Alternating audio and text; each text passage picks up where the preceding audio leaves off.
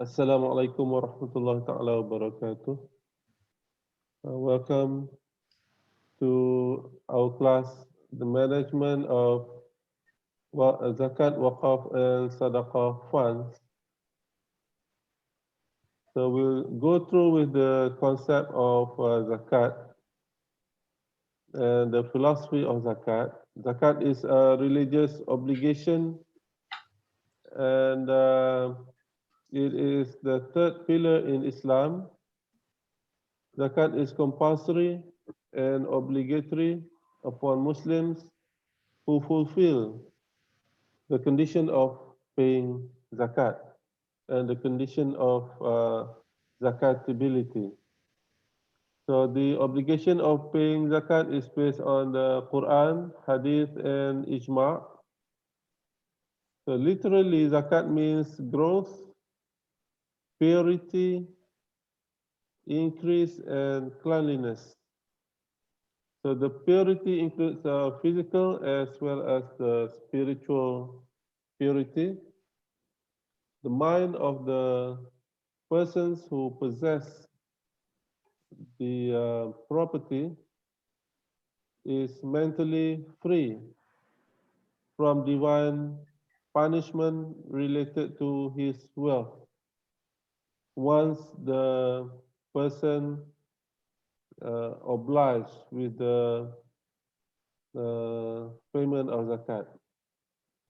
And when the person pays zakat, it also protects in and gives barakah to the wealth and to the uh, propriety. According to Ibn Taymiyyah, it implies making the soul of zakat payer morally and spiritually better and their wealth become clean.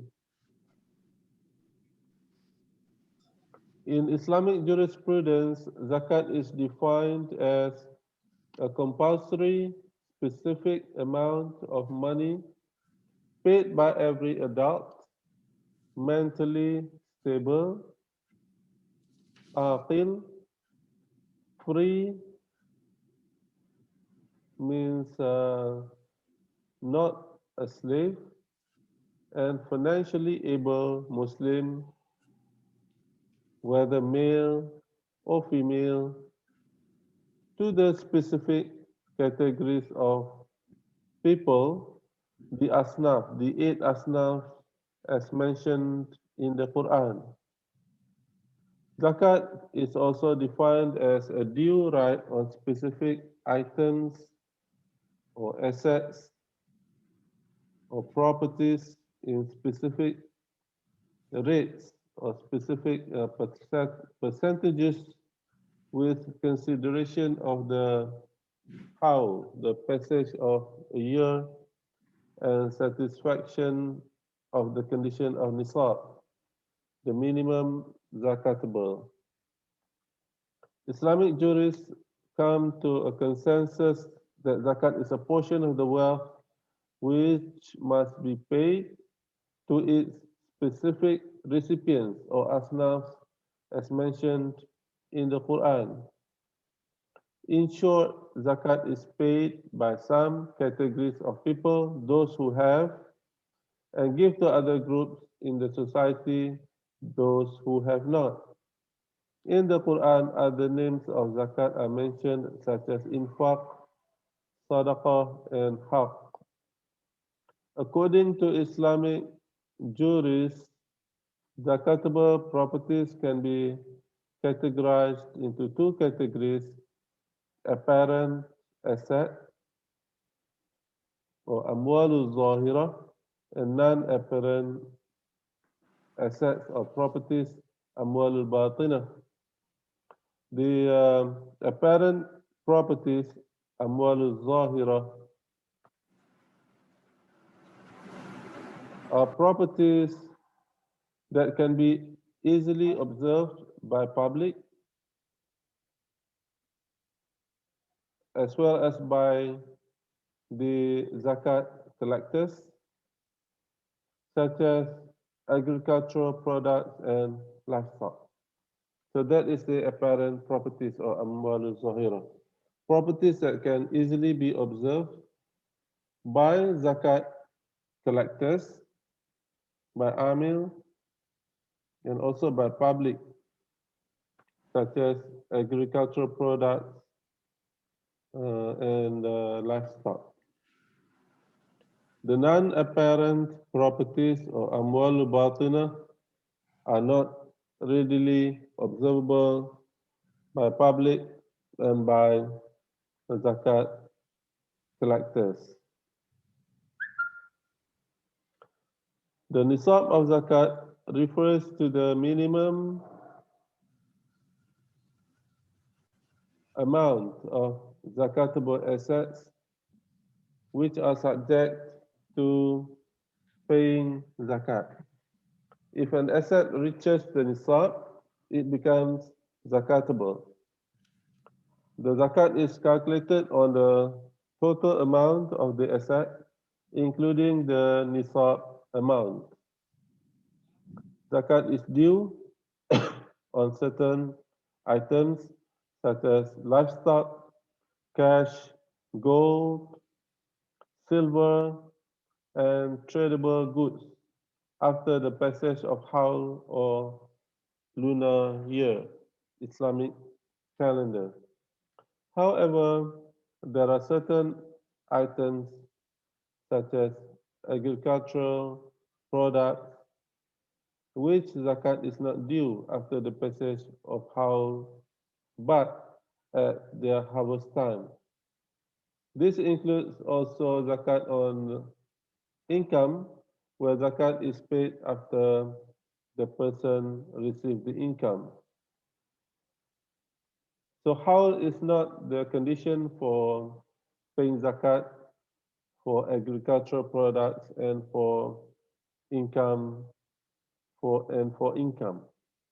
So employment income doesn't require Haul as one of the conditions.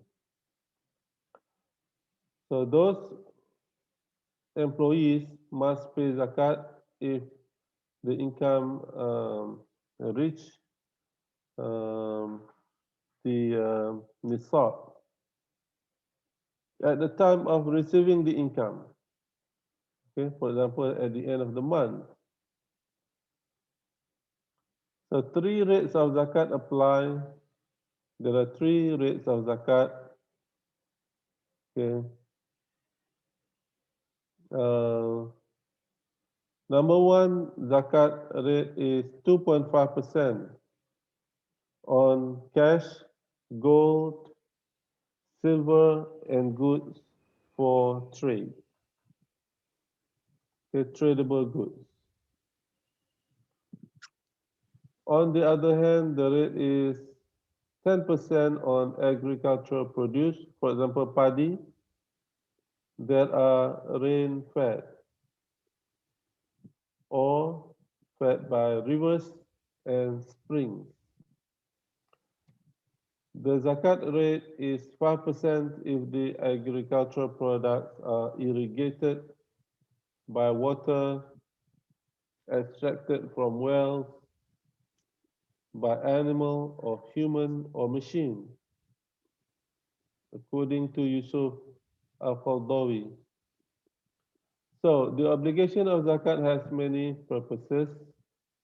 Zakat is one of the purposes of zakat is to purify and cleanse the soul and wealth of zakat payers. Another purpose is to ensure the rights of recipients or as stated in the Quran are given proper due. So those asnaf, the 8 asnaf as mentioned in the Quran must be given their proper due, meaning the those are the recipients that share the wealth of those who have excess surplus of wealth. So that is the purpose of zakat is to ensure the rights of the recipients of asnaf, the eight asnaf as stated in the Quran, are given proper due. Zakat also acts as a means of wealth distribution from the rich Muslims to the poor. In Islamic jurisprudence, zakat is placed second to prayer or salat. Therefore, zakat is the third pillar in Islam. Since the first pillar is pronunciation of embracing Islamic faith, shahadatain. Out of the five pillars in Islam, zakat is the only socio-financial worship.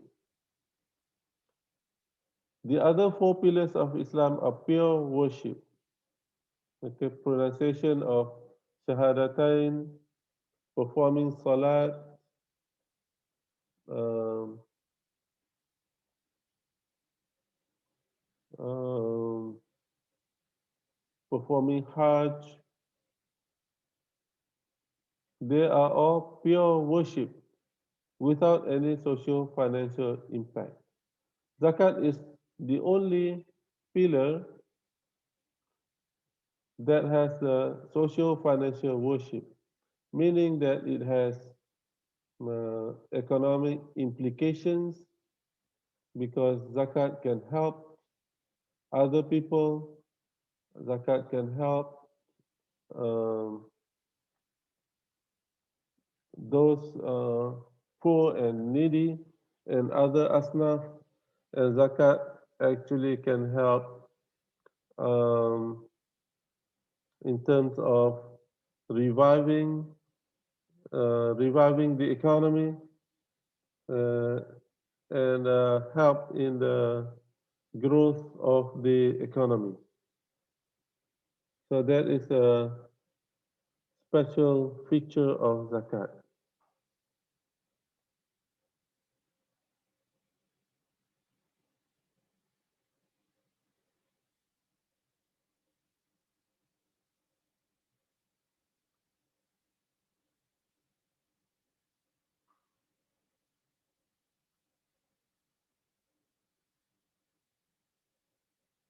The word zakat is mentioned in the Quran 30 times.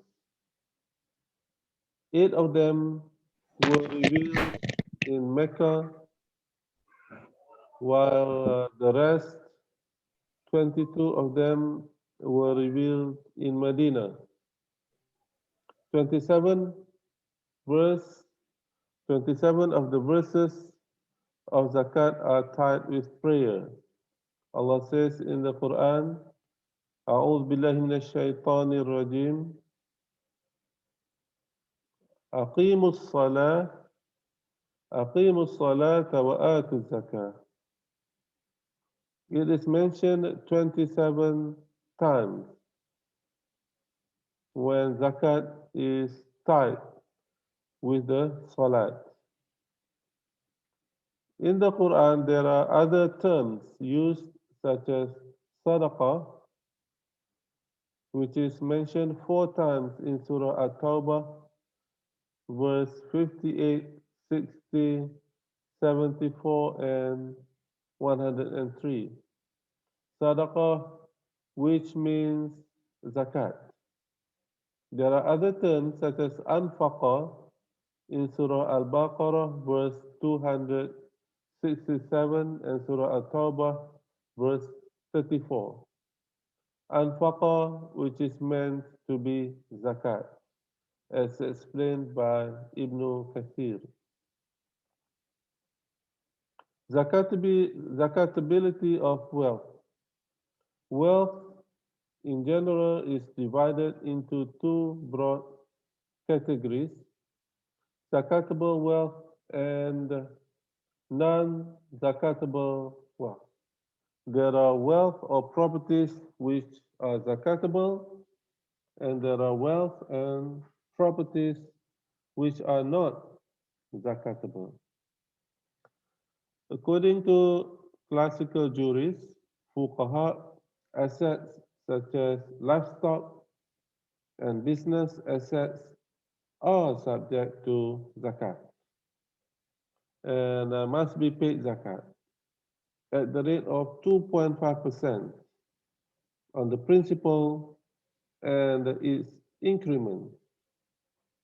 However, fixed assets such as land and non-fixed assets such as padi are zakatable and are obliged only on growth or annama once the produce is harvested. According to the classical jurists, the condition for the zakatability is growth. In Arabic, annama, which is to say that in order for any asset to be zakatable, it must either grow or have the potential to grow. Zakatable assets which are mentioned in the Quran include agricultural produce such as paddy, wheat, and other agricultural products, gold and silver, and wealth extracted from the earth. The Prophet ﷺ detailed the terms and conditions of zakatable wealth, such as gold and silver,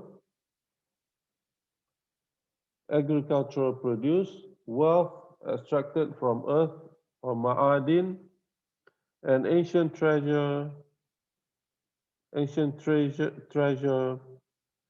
in Arabic, arikas, and livestock, such as cows, sheep, goats, camel.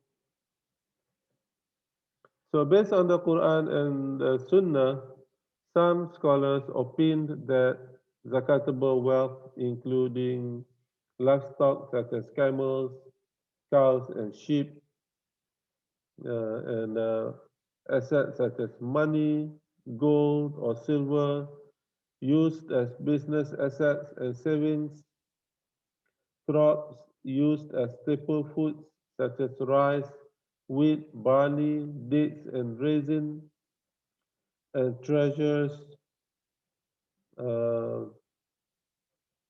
hidden underground by ancients and mining under or on the surface of the earth.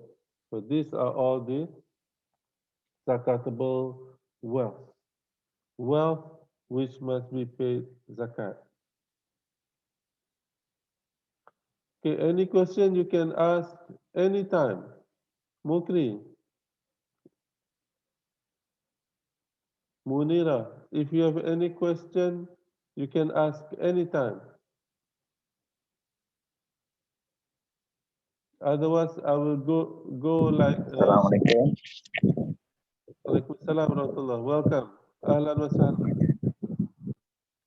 However, there were other groups of scholars who opined that zakatable wealth are not restricted to those explicitly mentioned by the Quran and Sunnah.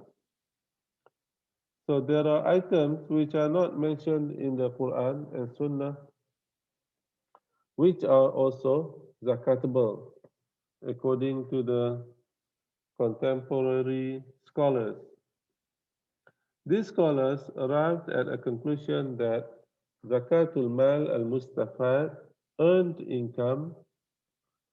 income from non-zakatable assets, al-mal al-mustaghalat, al-mal al-mustaghalat, and investment assets are zakatable. So items such as um, income, rent, um, savings and investment are also zakatable. According to Al-Qardawi, zakat on income or mustafad is termed as zakatul mal, although it's not mentioned in the Quran. Mustafad. Mustafad means income zakat derived from salaries or employment. Okay? Employment or salaries is a reward to employees given by employers or individuals or institutions. So those who work for someone else will be rewarded the income, and this income is zakatable if it reaches nisab.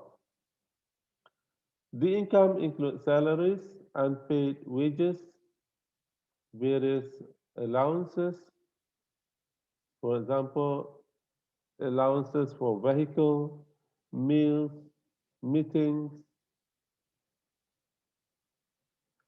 income and others, including bonus or something that can be calculated as revenue, such as royalties and rent. These are all zakatable items.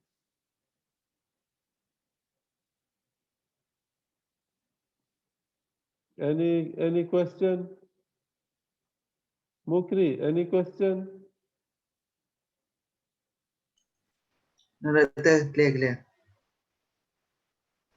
So zakat is obligatory on the income produced.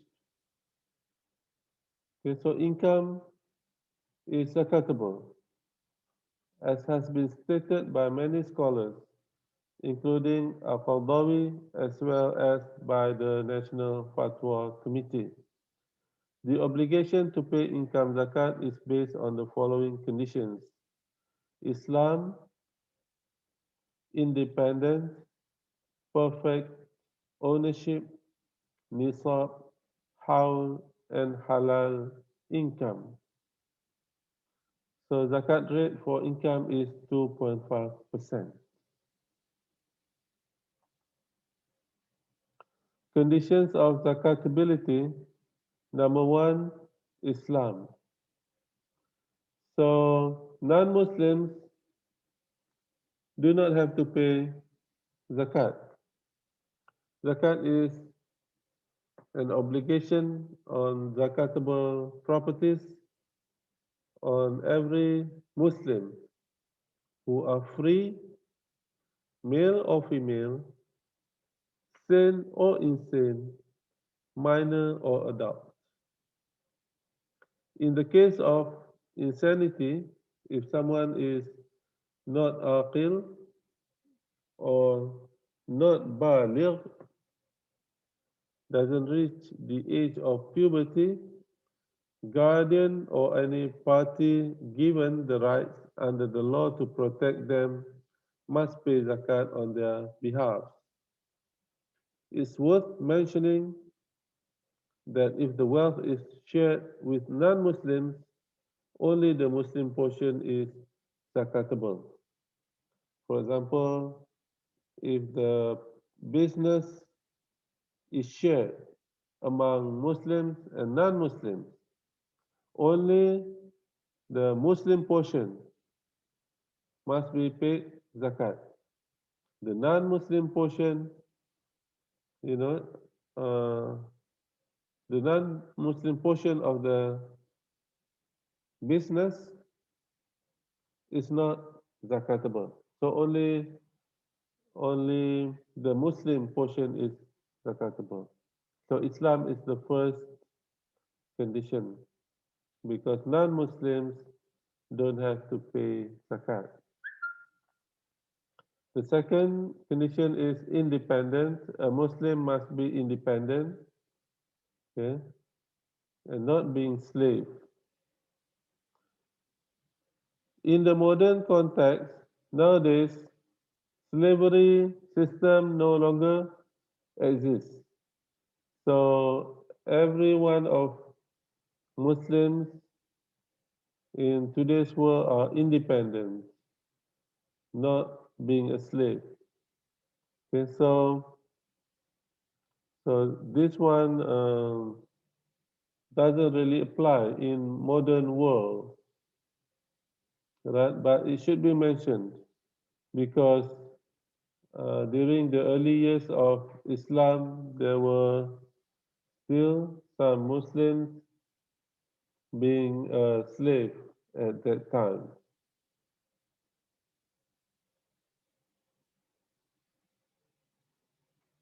Number three, condition number three, complete ownership.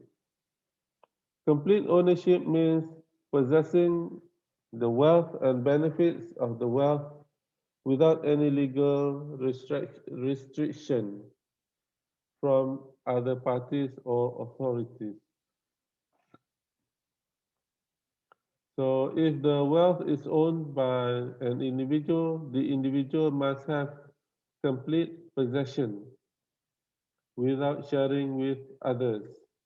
However, if the wealth is shared under company or other entities, it is considered as owned by one owner. It means that if the shared wealth is above nisab, it is zakatable, even though each owner's wealth does not reach the nisab. All right? Any questions so far? I'm going very fast.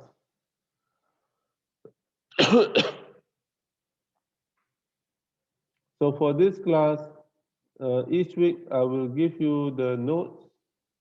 So the reference for this class is my lecture notes. So I will give the lecture notes from time to time. Okay. So you should be able to have access of the notes. The notes is still under proofreading from time to time. I will improve from time to time. All right. So complete ownership is one of the conditions to pay zakat.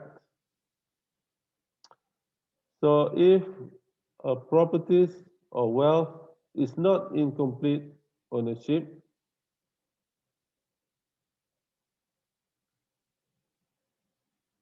okay, so it must be noted that a wealth is not in complete ownership if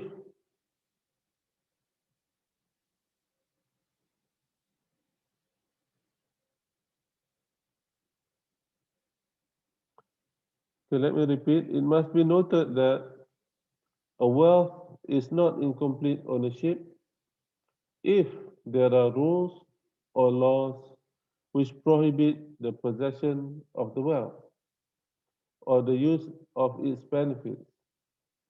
For example, monies in EPF owned by Muslims under the age of 55. So those money cannot be used before the age of 55. Therefore, no need to pay zakat because it's not in complete ownership. It's not in milkut tam. Monies in the retirement fund, QA, and Armed Forces Fund Board, LTAT.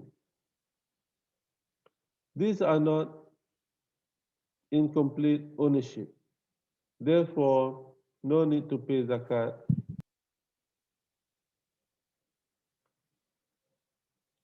Zakat is only paid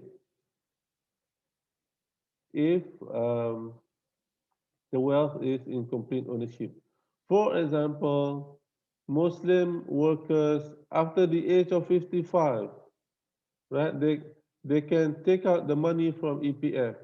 Therefore, After taking out the money, then the wealth is zakatable. And the wealth must be absolute and undivided. Okay, the wealth complete ownership means the wealth must be absolute and must be undivided. What's the meaning of absolute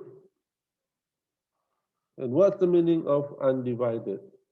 The meaning of absoluteness and undividedness of the ownership is that the owned material, the owned wealth is exclusive to the owner. No one else has any share in it. Nor does the owner's right to use it depend on authorization from others. So if it needs to be authorized by others, then it is not in complete ownership. All right? For that reason, it is said that whenever the right of ownership is not absolute, for example, merchandise purchased but not yet received, zakat is not obligated. Nor is zakat obligated in the case in which the asset is used as a lion and held by lion holder, or the asset is stolen and actually in the possession of the thief. So in that case, no need to pay zakat. Jurists express the condition of absoluteness of ownership by the ability to dispose of the asset, the ability to make use of the asset, to control and to make use of the asset. The owner must have authority of disposition over nisab throughout the whole year. It must reach the nisab and it must reach the howl, or at least that the owner has sufficient reason to hope that if he so wishes, he can have total authority of disposal, such as if he has funds deposited with others. So if a Muslim has funds, right, deposited, for example, in the accounts of others, and he has the authority, to take out the money from the account, then it is in complete ownership, right? So it must be zakat must be paid if it reaches the nisab and if it reaches the howl.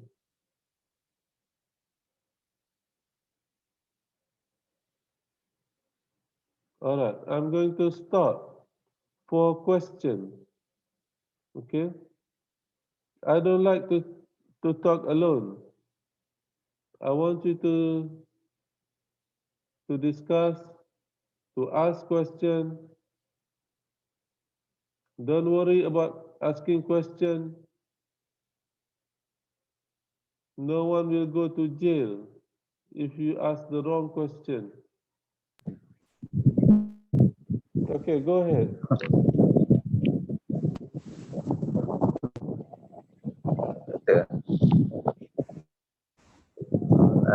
Satu soalan tu. Go Okey, ahead. kita punya pendapatan kan macam income tax kan macam dapat apa? Dapat salary dalam habis tahun tu lalu kita dapat lembaga hasil dalam negeri punya orang kata jumlah lah overall lah kadang estimate dalam 80,000 lah gitu income plus dengan bonus semua. Tapi yang tu suppose bila bulan 4 tu kalau kita dah dapat dia punya income tax tu dan dia punya declaration tu. So yang tu kita perlu bayar zakat lah tu. 2.5 daripada itu lah. Okay, good question. Okay, soalan dia. Hello. Ya. Okay, untuk zakat pendapatan, okey, hukumnya ialah pendapatan mesti dibayar zakat apabila cukup nisab dan tidak perlu haul. Okey. Berapakah nisab untuk pendapatan? Nisab untuk pendapatan ialah 85 gram emas. Okey. Nisab untuk pendapatan ialah 85 gram emas. Boleh mute sekejap? Okey. Syarul boleh mute dulu? Okey. Okey, nisab untuk pendapatan ialah 85 gram emas, lebih kurang 16,000. Lebih kurang 16,000. Alright? So soalannya, okey, kalau seseorang tu dapat pendapatan sama ada salary, gaji, ataupun bonus, ataupun allowance, atau apa-apa lagi perks, okey, secara bulanan, okey, macam mana nak kira nisab? Okey, ambil pendapatan bulanan, gaji, upah, apa bonus, apa ni lagi apa lagi, allowance, dan lain-lain. Ambil yang bulanan, darab dengan 12. Okey, contoh gaji, upah apa semua tu okey, katalah 2,000 sebulan. Contoh saja. Gaji, allowance, bonus, sebulan dia dapat 2,000. Alright, darab dengan 12. So dapat 24,000. Cukup tak nisab? Cukup. Sebab nisab ialah 16,000. 85 gram emas. Okey. Boleh ceklah dengan nilai semasa. 85 gram emas semasa. So dia melebihi nisab, jadi dia kena bayar cukai. Berapa banyak nak bayar cukai? 2.5%. Okey. 2.5%. Bila nak dibayar cukai? Cukai dibayar selepas dapat gaji. Contoh dapat gaji 25 bulan, maksudnya 25 atau 26 bulan, dia bayar cukai. Dia bayar zakat, Cukai pula. Selepas mendapat gaji, ya, setelah dapat semua income tu, dia mesti bayar zakat. Bila nak dibayar? Selepas dapat. Tanpa perlu menunggu haul. Haul bukan syarat untuk membayar zakat pendapatan. Seperti mana zakat pertanian, zakat padi, ya, tidak perlu menunggu haul, maka zakat pendapatan juga tidak perlu menunggu haul. Bayar selepas dapat pendapatan. Apabila membayar zakat, selepas membayar zakat, okey, contohnya buat apa ni, potongan bulanan, potongan bulanan. Okey, potongan zakat bulanan, zakat gaji bulanan secara automatik akan masuk dalam sistem LHDN.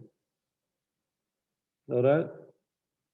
So, apabila seseorang declare, buat e-filing, bulan 3 atau bulan 4, dia akan dapat tax rebate. Bermaksud, jumlah zakat yang dibayar akan direbetkan daripada pembayaran cukai. Sebagai contoh, bila buat e-filing, katakan contoh saja, jumlah cukai yang dibayar untuk tahun tersebut selepas buat pengiraan dalam e-filing adalah 3,000 dan potongan zakat bulanan dia buat 250 sebulan, right? Dia bayar zakat berapa? RM250 sebulan, right? 250 darab dengan 12 dapat 3,000. Alright? So, jumlah cukai kena bayar selepas pengiraan dengan e-filing, katakan 3,000 dan dia bayar zakat RM250 sebulan darab 12 ialah 3,000. Soalan, berapakah cukai yang kena bayar? Jawapan, cukai kena bayar ialah kosong. Okay, sebab dia dapat tax rebate. Okay, jumlah cukai kena bayar tolak tax rebate. Kalau 3,000 dia kena bayar cukai, tax rebate adalah 3,000, jumlah kena bayar ialah kosong. Okey. Saya jawab tak soalan tu? Syarul, okey tak? Okey. Faham. Okey, soalan lain? Mukri ada soalan? Munira ada soalan?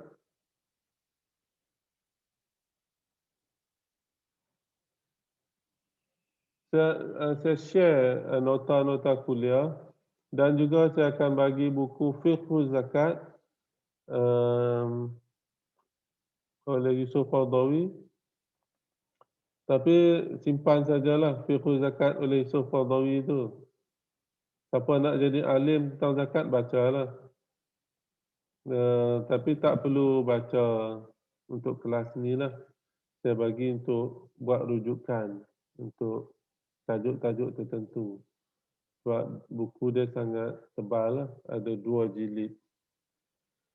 Okey, jadi rujukan utama ialah nota kuliah yang saya sendiri tulis lah. Okey, saya akan bagi dari semasa ke semasa. Okey, continue. The fourth condition for zakatability is growth. The fourth condition for zakatability is that wealth must either be actually growing or have the potential for growth. Growth means something that provides the owner with profit and benefit. Or the asset itself should be the result of growth, being surplus or a newly accrued item. This has been established by fuqaha in a clear and specific manner. Linguistically, growth is any surplus. Technically, in Sharia, growth has 2 meanings: actual growth and potential growth. Actual growth is the increase by genetic or business reasons. Potential growth is when the asset can increase if it is used properly for that purpose. This implies that the availability of the asset for potential use. Okay, the fifth condition is howl.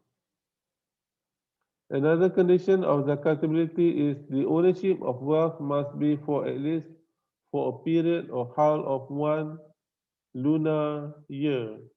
one calendar year, one Islamic calendar year, which means if the wealth is owned for a period or haul of less than one lunar year, it is not zakatable, except for certain wealth, such as agricultural produce, paddy, barley, wheat, and others.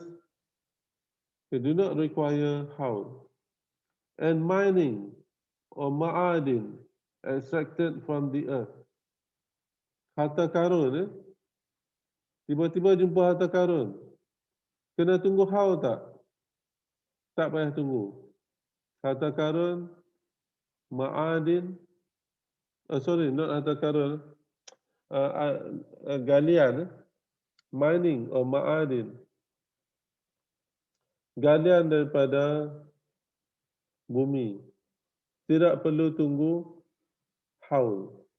Macam di Kedah ni, kalau jumpa galian apa tu, kalau jumpa keluarkan, okay, terus bayar zakat, tak payah tunggu haul. So agricultural produce and mining or ma'adin extracted from the earth do not require haul, tak payah tunggu haul. Those items, employment income and professional earnings are zakatable without having to fulfill the condition of haul. There is a misconception about employment income. Okay. Some people, they say, all right,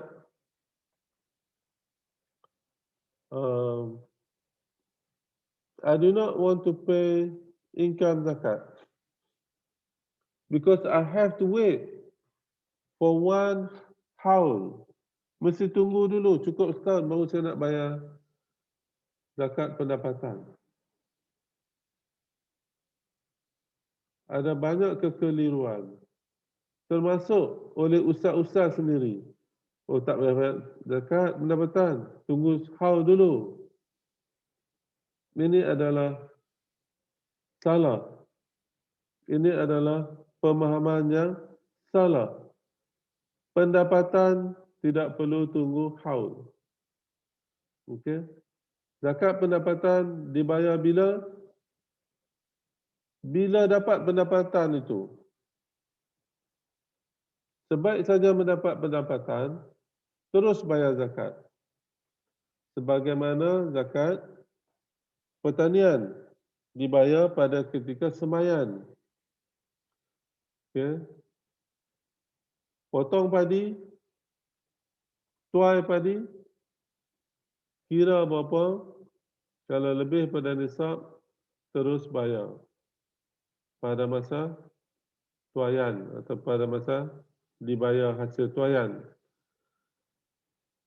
Jadi pekerja-pekerja perlu bayar zakat apabila sebaik saja mendapat pendapatan. Tak perlu tunggu haul. Haul bukan syarat untuk bayar zakat pendapatan. Some jurists add to the condition of growth as another condition. That is, nisab must be in excess of basic needs of the owner. Hanafites, in most of their literature, tend to establish this principle on the basis that richness itself is not realized without this condition. Because if the person who owns the asset needs them for essential necessities, he or she is not considered rich. Nor would such a person like to sacrifice anything of what he or she owns for the payment of zakat. The Prophet ﷺ said, pay zakat on your wealth with your hearts willing and pleased. Some other jurists feel that the condition of growth is alone sufficient because things needed to satisfy basic needs are usually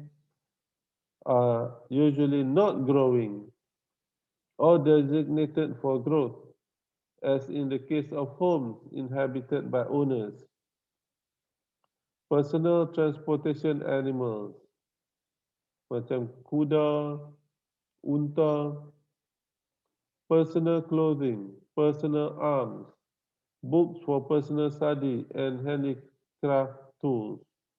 All these satisfy basic needs and at the same time are not growth assets.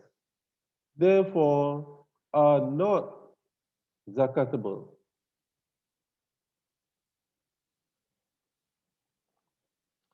These jurists argue that true personal need is something very subjective and usually cannot be recognized positively by others.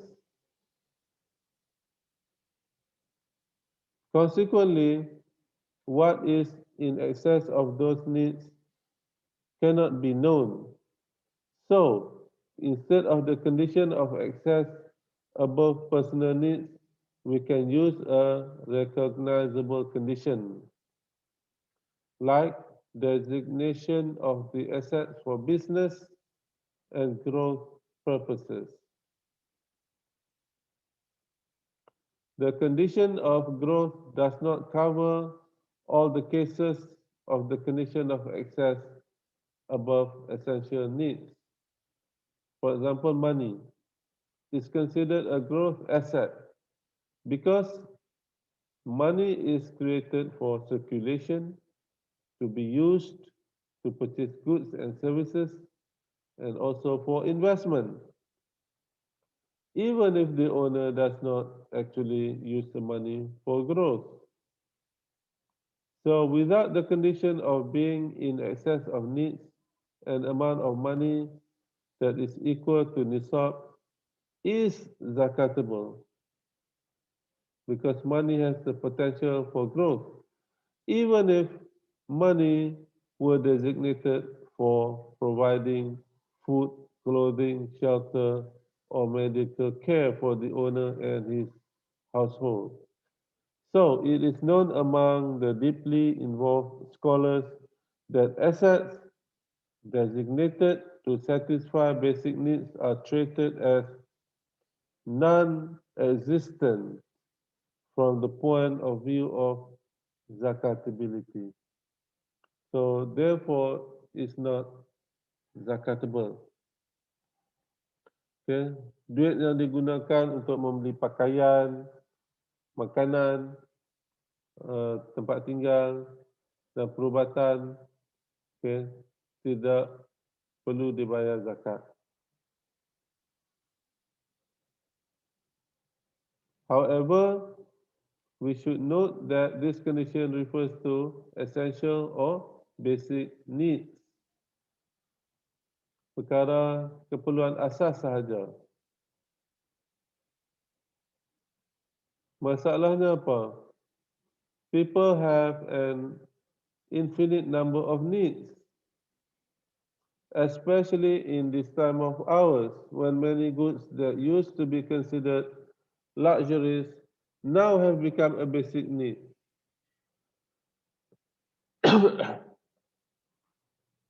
Okay. Dulu kereta kira barang mewah kan? Sekarang kereta jadi basic needs. Dulu handphone barang mewah. Sekarang handphone adalah basic needs. Okay? People have an infinite number of needs. Basic needs are those human beings cannot survive without. Itu maksud basic needs. Yeah?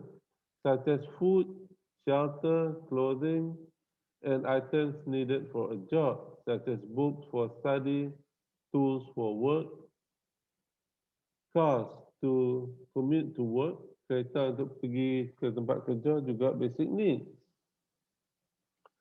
Some Hanafi, some Hanafi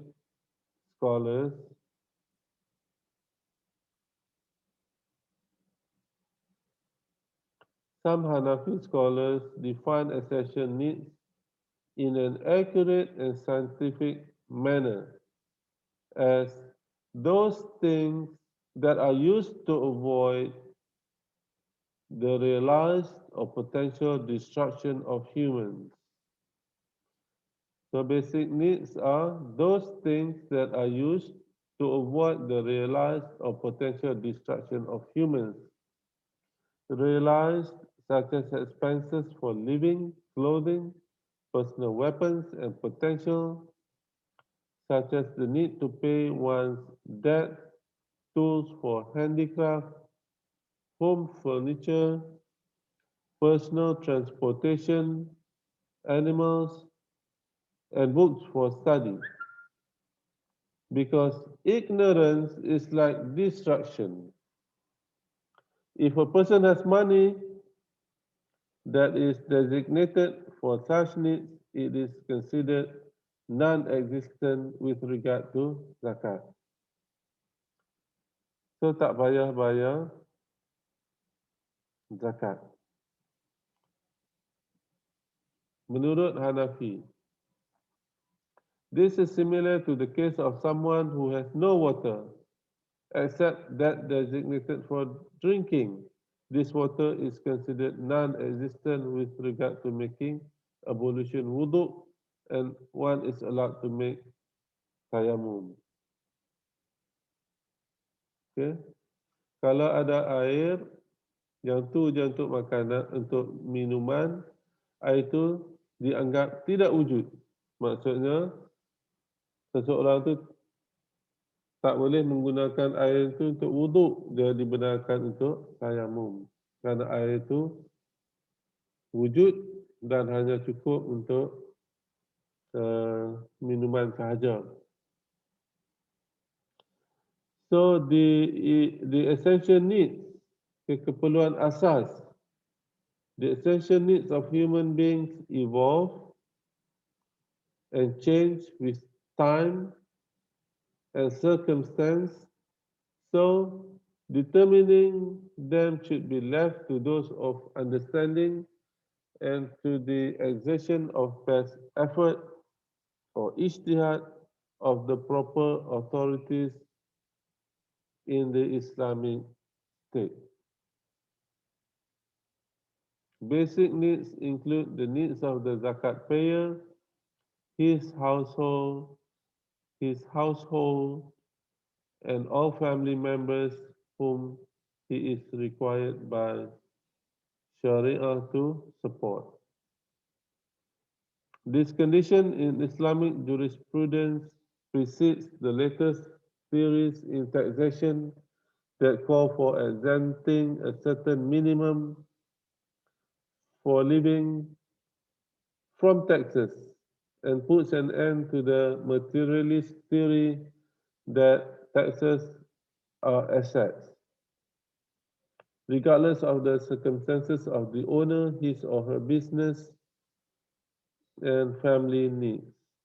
Modern theories take consideration of the personal circumstances of the taxpayer as a sign of advancement in taxation thought and legislation. Unfortunately, much of the legislation does not apply this principle in levying taxes. For example, sometimes tax laws exempt a minimum of living expenses for the taxpayer alone, regardless of the number of mouths he or she has to feed. Okay, jadi kalau cukai dia bagi exemption, dia bagi tax exemption.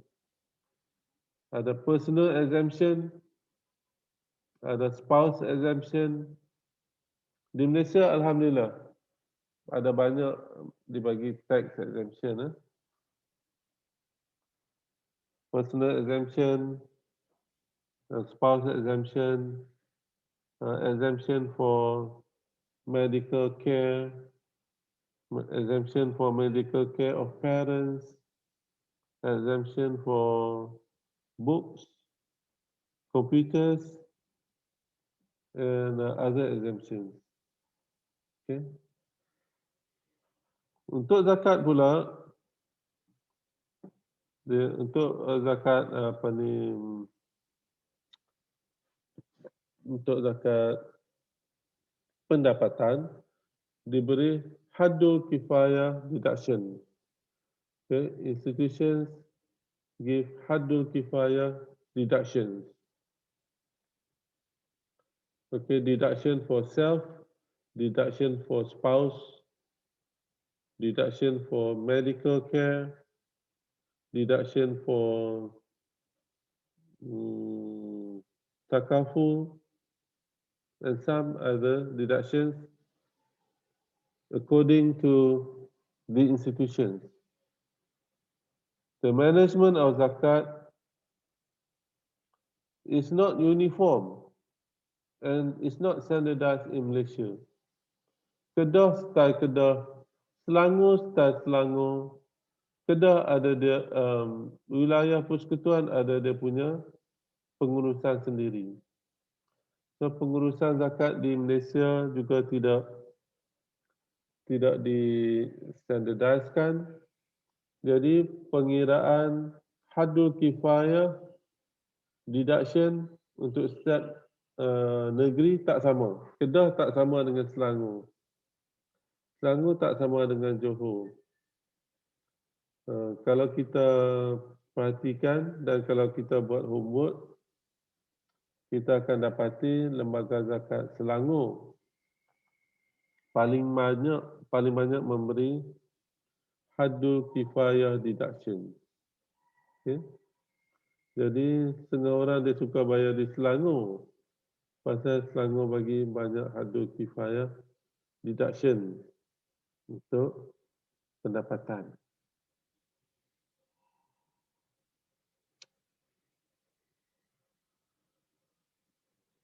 Okay. Any question? I will stop for a while for questions. Okay, this is a master's class. It should not be a one-way train. Assalamualaikum Doktor. Assalamualaikum warahmatullahi. Ada soalan tapi soalannya ada dua soalan tu. Yang pertama, baru ni ada orang rakan saya tanyakan soalan pada saya lah tentang air sinar baru-baru ni dia orang ada dapat keluar air sinar kan daripada EPF. So air sinar ni dia depends on kita punya account satu. So dia ada calculation dekat situ. So ada yang sampai maksimum sampai boleh ke 60,000 lah. Dia keluar mengikut stage sampai berperingkat selama 6 bulan. Jadi isu dia sekarang ni, duit tu dah sekian lama dalam EPF lah. Jadi dia orang dapat tu dalam bentuk mungkin untuk first time tu 10,000. Jadi kategori duit tu perlu kena zakat tu macam mana tu? Itu yang soalan pertama. Dan soalan yang kedua tu,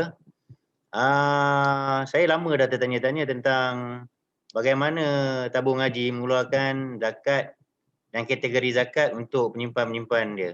Sama ada zakat simpanan ataupun zakat perniagaan bagi pihak tabung haji atau zakat simpanan bagi pihak pelabur. Seperti kita ni. Itu sekian soalan tu. Okey, ada dua soalan.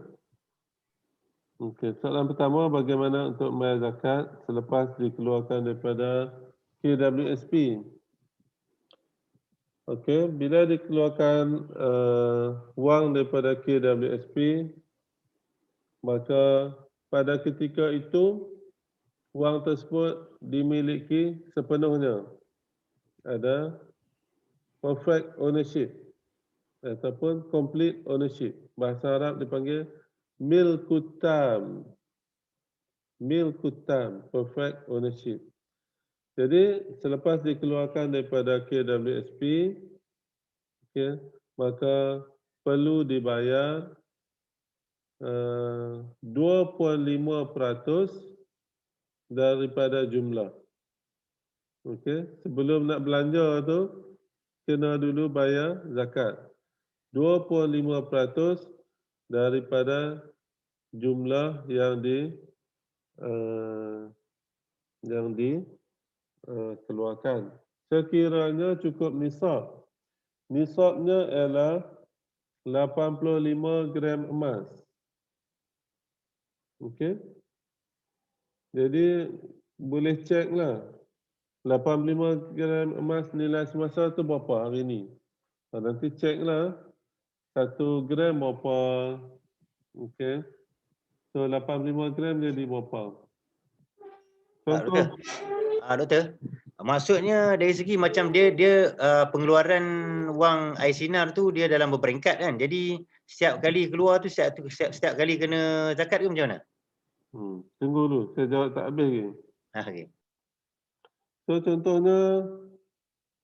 contohnya nisabnya ialah 85 gram emas ialah katalah 16,000 Okey.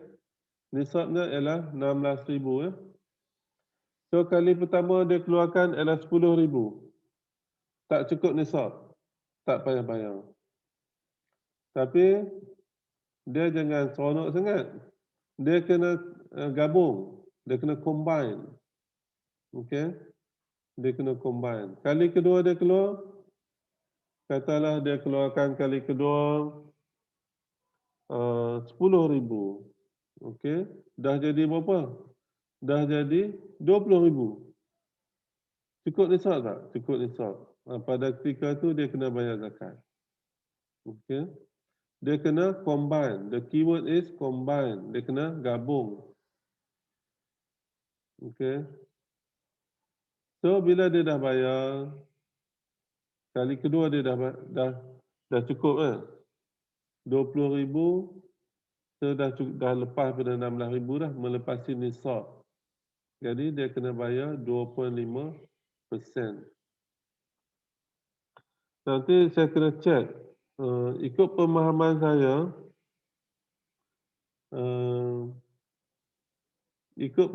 saya, kena tunggu. Saya kena cek kena tunggu haul atau tidak yang tu kena cek. Saya terlupa kena tunggu haul atau tidak. Nisab untuk kira nisab, jumlah itu perlu di-combine, perlu digabung. Okay. Kemudian kena tunggu haul atau tidak. Itu nanti saya cek lah. Tak pasti pula kena tunggu haul atau tidak. Okey. Soalan yang kedua. Soalan kedua tadi apa tu? Lupa. Soalan kedua tadi. Okey betul. Soalan kedua tu berkenaan dengan tabung haji. Sebab tabung haji yang mana yang dikeluarkan zakat simpanan, kategori zakat simpanan ataupun perniagaan. Okey, untuk pendeposit tabung haji membayar zakat pendapatan zakat simpanan bagi setiap pendeposit. Bermaksud seseorang yang mendepositkan dalam tabung haji tidak perlu membayar zakat. Jadi zakat simpanan telah dibayar oleh pihak tabung haji bagi pihak setiap pendeposit. Okey, kita sambung.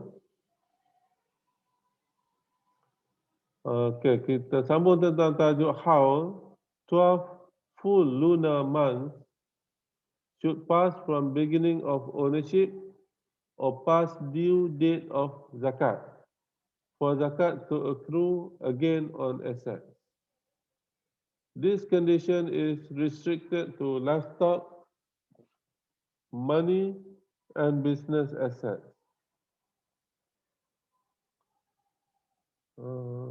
Binatang ternakan, duit dan aset perniagaan mesti cukup haul. Okay?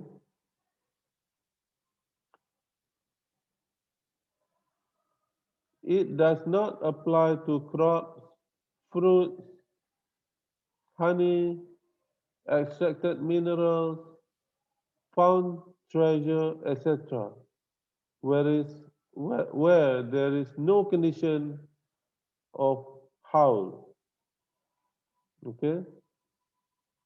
Because that zakat on those items is a sort of zakat on income. Okay, yang tak Betul, kena saya sikit boleh? sekejap. Yang tak kena haul, Okay. yang tak kena haul ialah tumbuhan, buah-buahan,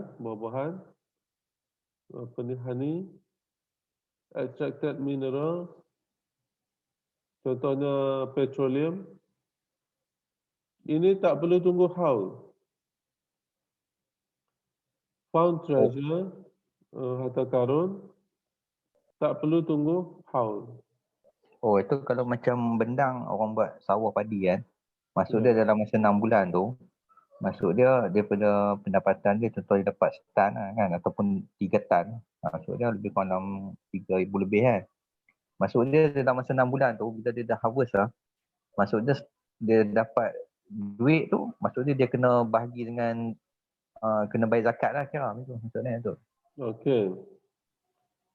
Zakat untuk barang, zakat untuk hasil tanaman seperti padi, gandum, barley, kurma dan lain-lain tidak perlu haul.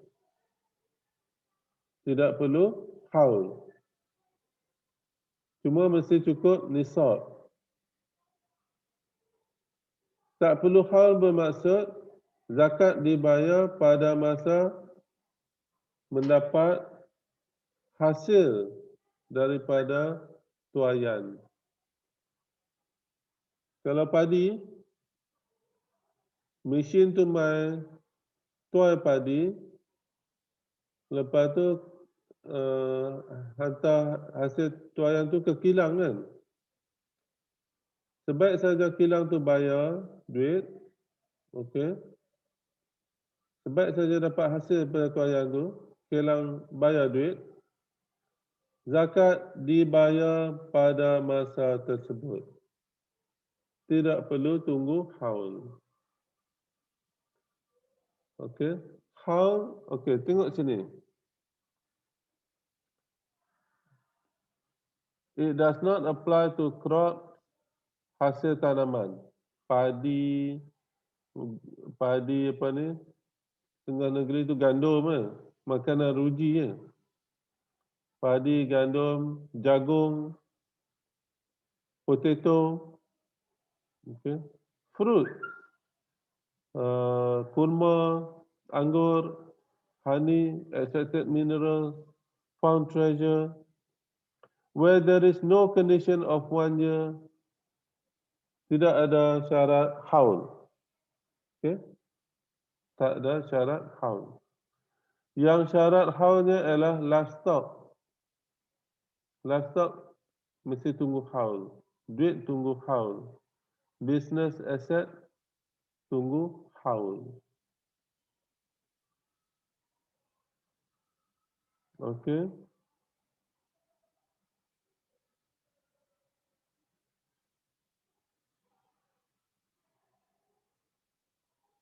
Sekejap.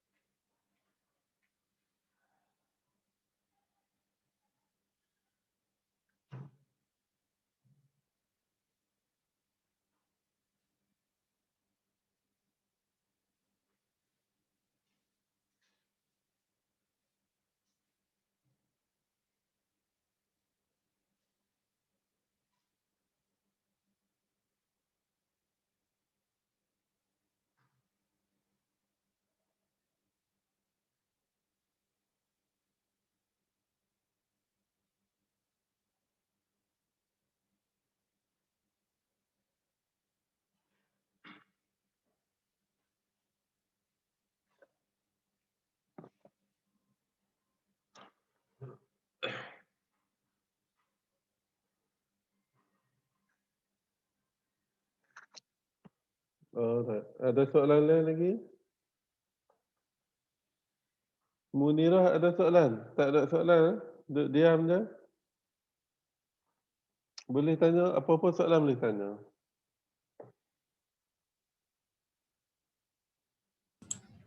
Tak ada, Doktor.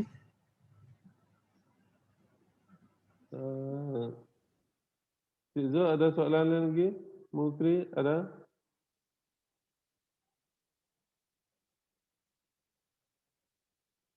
Doktor, Ya, silakan. saya ada soalan pasal zakat kalau untuk kita bagi dekat adik-beradik kan. Okey. Contoh kalau seorang tu dia bukan bawah tanggungan dia tapi dia nak bagi kat adik-beradik. Adakah adik-beradik tu dia dikira sebagai 8 daripada asnaf tu termasuk bawah fisabilillah. Yang pertama sekali, dia mestilah termasuk dalam asnaf. Okey. Adik-beradik itu tak kiralah adik-beradik ke tak adik-beradik ke, dia mesti termasuk dalam asnaf yang 8. Katakan dia masuk dalam asnaf yang 8 dan dia adik-beradik tapi bukan tanggungan kita. Contohnya anak menakan. Contohnya adik kita. Okey. Yang bukan tanggungan kita, sepupu kita. Dan sepupu kita tu asnaf. Boleh tak kita bagi kat dia? Jawabnya afdal. Lebih bagus. Kita bagi kepada asnaf yang hampir dengan kita. Itu lebih diutamakan. Lagi baguslah. Contohnya anak nakan kita nak pergi belajar tahfiz. Contohnya kan. Dia ni miskin lah. Ya. Anak nakan kita tu miskin lah. Okey. Sebab ayah dia miskin. Dia nak pergi ngaji tahfiz. Kita pula kena bayar zakat. Okey. So adik-beradik perlu diutamakan. Cuma Kalau kata adik-beradik juga asnaf, bukan asnaf tak boleh. Syarat pertama dia mestilah asnaf. Cuma isu sekarang ni untuk bayar zakat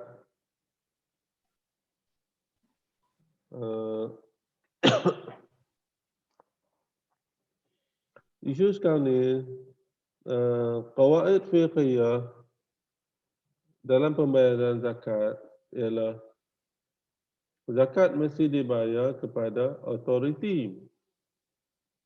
Okay. Zakat mesti dibayar kepada autoriti. Menurut Yusuf Qardawi, semua jenis harta or properties, whether apparent properties, amwalul zahirah, or non-apparent properties, amwalul batinah, must be paid to zakat authority. Kalau di Kedah ni, lembaga zakat negeri Kedah lah. Atau amil yang berautoriti yang dilantik oleh lembaga zakat negeri Kedah. Dan lembaga zakat yang bertanggungjawab untuk membayar zakat. Ya? Okey, nah soalan dia. Setengah orang dia melanggar gazet atau warta tersebut. Okay? Dan dia melanggar fatwa tersebut. Iaitu dia buat macam mana? Dia pergi bayar sendiri. Okay?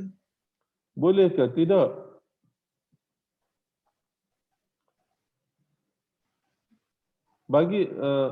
Boleh ke tidak Jawapannya ialah dia melanggar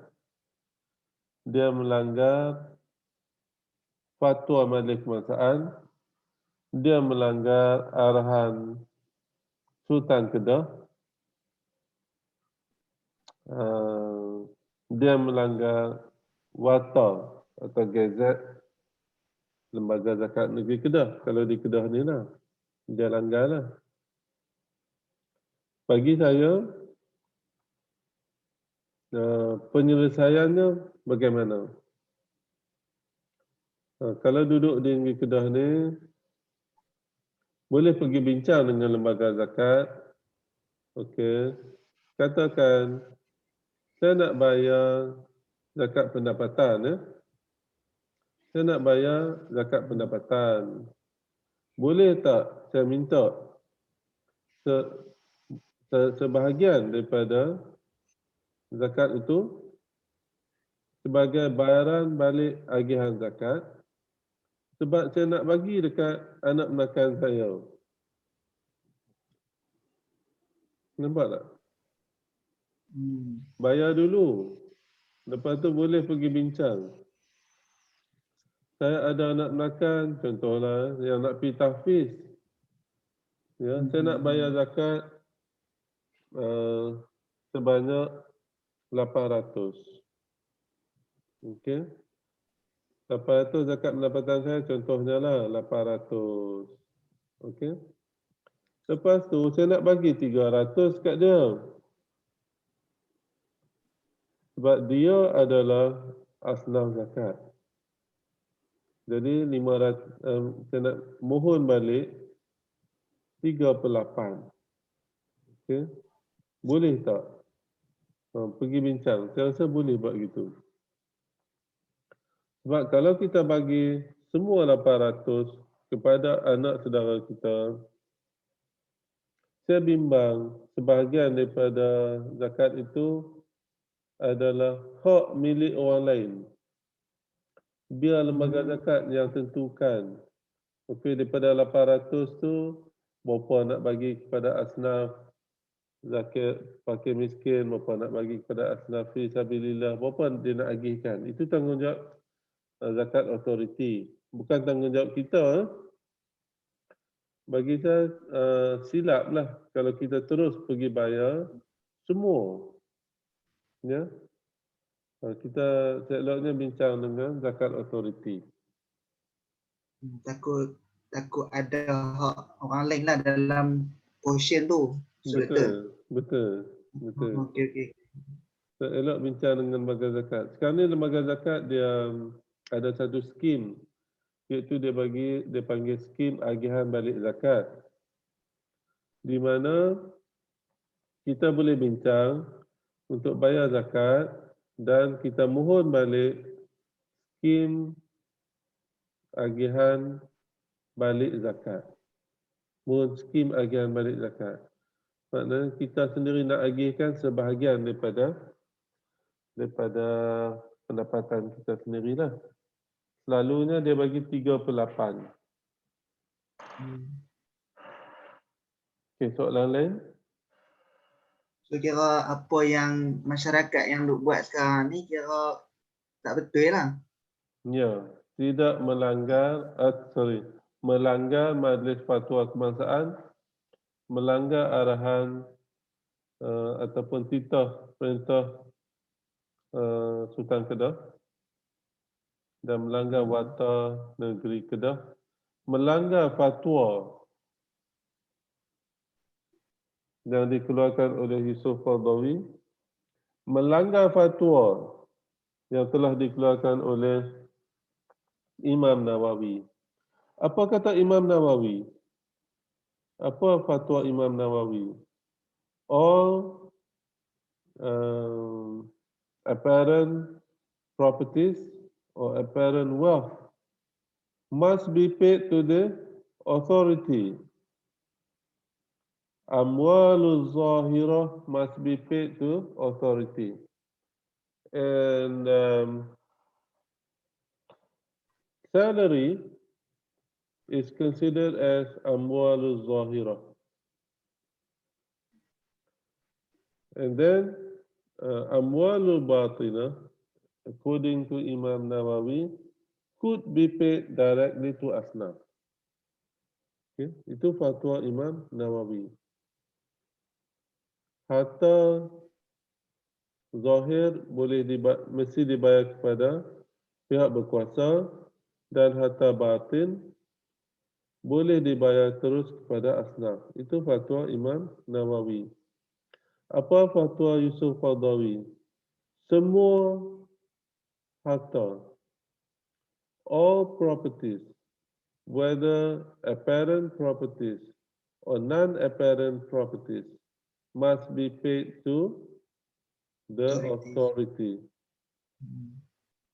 Jadi mudahnya yang duk buat lah ni tak betul. Itulah ada orang tanya juga tak nak jawab pun. Kadang-kadang ustaz pun begitu. Betul. Ustaz ni apa ni, ada sebahagian ustaz dia kata saya tak pernah bayar zakat pendapatan. Masya Allah ustaz. Ustaz ni nak pencen dah. Saya tak pernah bayar zakat pendapatan. Dia kata. Saya kata Masya Allah. Pasal apa ustaz tak pernah bayar? Sebab bila saya tunggu haul setahun, memang pendapatan saya habis. Tak cukup nisab. Saya kata Masya Allah. Pendapatan, zakat pendapatan tidak perlu tunggu haul. Sebagaimana zakat hasil pertanian tidak perlu tunggu haul. Betul. Kalau zakat pendapatan tu, kalau macam kita pergi, maksudnya kita pergi jabatan apa? Lembaga zakat tu, kita kata kita nak ambil borang tu, kita maksudnya nanti kita akan potong, maksudnya lembaga hasil tu tak potong lah, dia akan potong zakat yang tu. Kira boleh buat macam tu, boleh kot nota. Selama ni kadang kita tak tahu tu. Nak tanya tu. Boleh lah tu. Ui, lama dah nak buat benda ni, tak tahu lagi tu. Tak apalah. Tak apalah, dah tak tahu kan. Dia mudah je. Okey. Siapa yang bekerja dengan orang lain kan, dia kena isi 2 borang. Satu isi borang PCB. Betul? Betul? Satu dia kena isi borang PCB, right? Borang PCB tu tanya apa? Dia tanya ada isteri berapa, ada anak berapa, anak umur berapa. Betul? Dan dia tanya, dan dia akan kontak kita punya majikan. Okey. Dan berdasarkan pendapatan kita, LHDN akan buat PCB, akan potong PCB berdasarkan pendapatan dan berdasarkan jumlah isteri, jumlah anak, dan sama ada kita ada ambil takaful atau tidak kan, sumbangan KWSP dan sebagainya. Berdasarkan borang yang kita isi itu, LHDN akan buat potongan PCB. Potongan PCB itu wajib kan? Okey. Habis. Zakat pula simple saja. Tanyalah dekat bahagian yang gaji tu kan. Macam di sini tu bendahari lah. Ada tak borang potongan zakat bulanan? Kalau dia kata, oh sorry kami tak ada lah. Kata kat dia, leceh lah. Bahagian gaji tak ada. Awak buat leceh. Bahagian gaji sepatutnya ada lah. Kata dia kata tak ada. Okay. Saya rasa boleh download borang tu. Dekat lembaga zakat negeri kita. Nama dia borang potongan zakat bulanan kan. Kalau tak ada, telefon dia pun serentak lah. Tapi setiap majikan perlu ada lah. Kalau tak ada, leceh. Okey, katalah ada. Isi saja di situ. maklumat-maklumat kita dan pengiraan zakat. Okey. Katalah kita pun tak tahulah nak bayar zakat berapa tau. Teka. Jangan teka. Pengiraan zakat di borang tu dia tanya berapakah potongan gaji yang tuan ingin buat sebulan. Lepas tu kita tak tahu, teka, buhlah di situ berapa. Jangan. Dia ada pengiraan zakat pendapatan. Okey. Kalau di Kedah ni, pergi dekat Google, type zakat calculation for Kedah. Zakat calculation for Kedah. Dia bagi zakat calculator. Okey. Dia bagi zakat calculator, dia tanyalah maklumat. Pendapatan berapa, isteri berapa, suami berapa, anak berapa. Isi borang tu, dia akan habaq lah. Kena bayar zakat berapa sebulan. Isi hak tu lah di borang tu. Okey. Lepas isi tu, okey. Kita kena buat pelarasan lah. Katalah PCB nak potong 200 sebulan. Contoh saja lah. Jadi buat pengiraan borang PCB tu, LHDN kata jumlah PCB adalah 200 sebulan. Kemudian berdasarkan pengiraan zakat, tengok kena bayar, kena buat potongan zakat 150 sebulan. Okay. So, pergi habaq dekat bahagian gaji. Okey, saya buat, bukan pergi habaq lah. Hantar borang potongan zakat tu lah. Hantarkan borang potongan zakat bulanan kepada bahagian gaji. Okey, katakan ini jumlah yang saya isi 150 sebulan. PCB saya sepatutnya 200. Alright.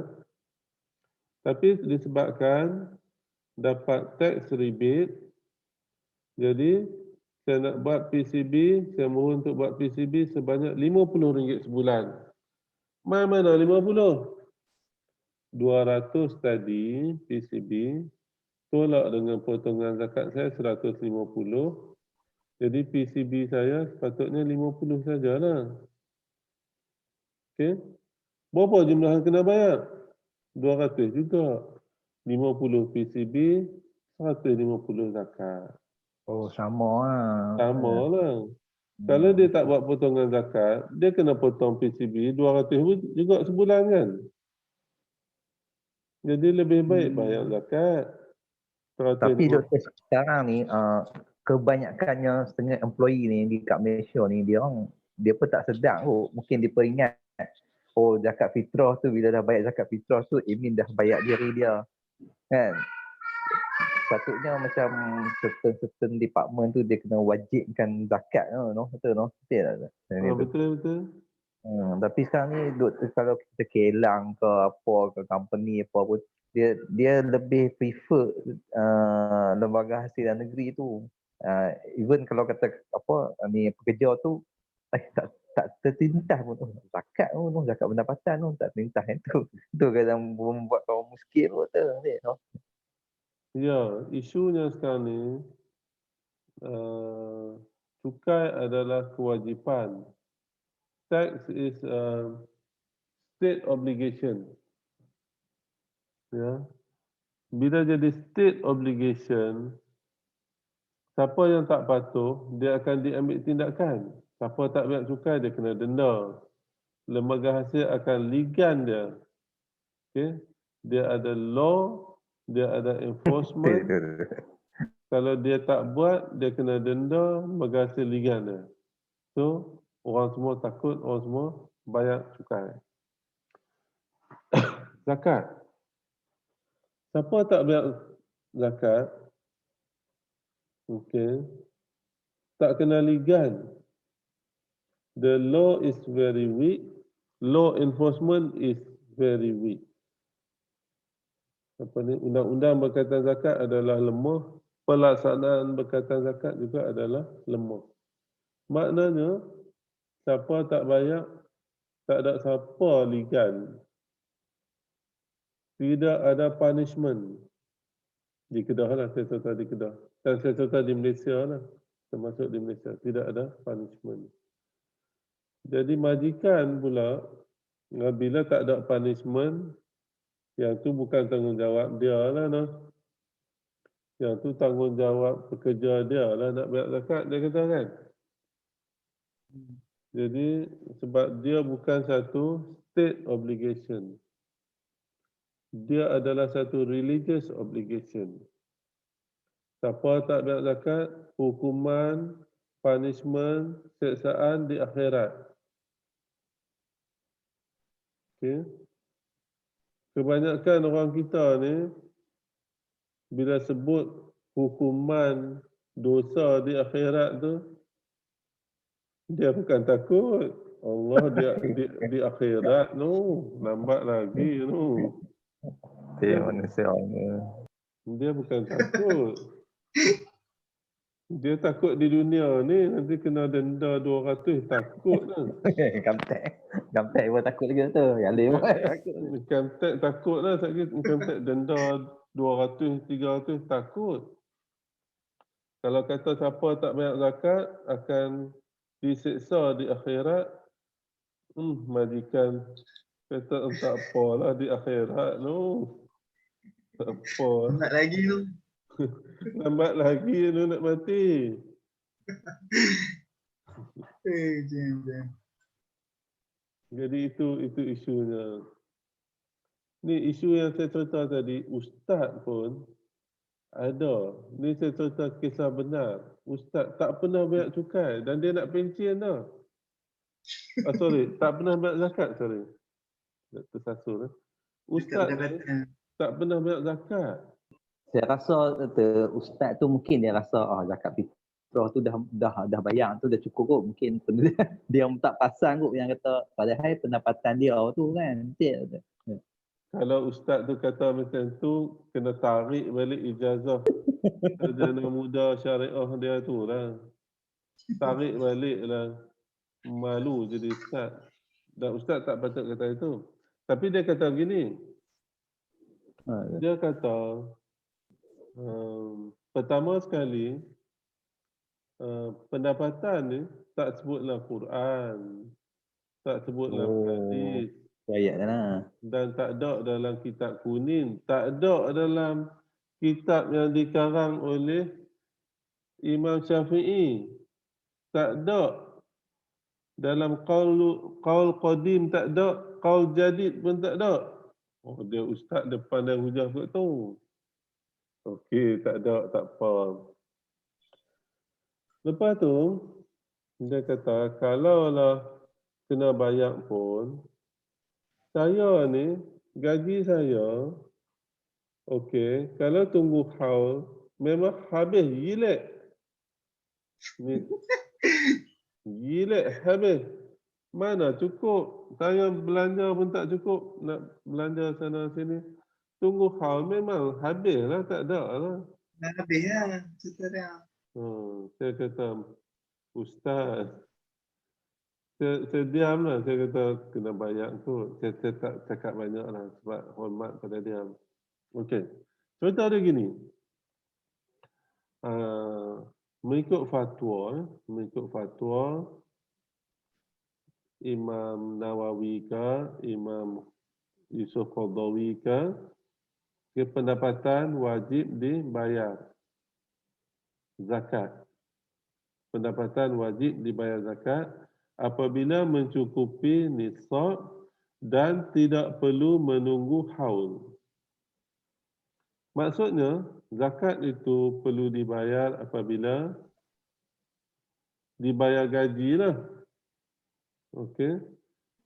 Dan kalau tak cukup nisab, dia kena tunggu. Okey. Dia kena tunggu dan dia kena combine. Okey, dia kena combine Tapi di Malaysia ni, katalah dia kerja, okey, kita dibayar bulanan kan? Kita dibayar bulanan, okey, sebulan katalah 2,000. Setahun berapa? 2,000 darab 12, jadi 24,000. 24,000 memang dah cukup dah nisab. Okey. So, bulan satu nak bayar tak? Bayarlah. Dapat gaji 25 bulan satu, bayarlah. Berapa nak bayar? Dia ada dua kaedah. Nanti kita cerita bab ni lah. So, cara bayar dia ialah mula ambil pendapatan, kemudian tolak hadul kifayah. Ambil jumlah pendapatan, tolak hadul kifayah. Okey. Payah tak ada whiteboard sini tu. Okey. Contohnya, nanti dia ada bahagian pengiraan. Kita cerita bahagian pengiraan lah. Dia ada bahagian pengiraan pendapatan nanti. Ada. So, ringkas nak cerita, dia kena bayarlah zakat pendapatan. Sebab zakat pendapatan dibayar pada ketika pendapatan itu diterima dan tak perlu tunggu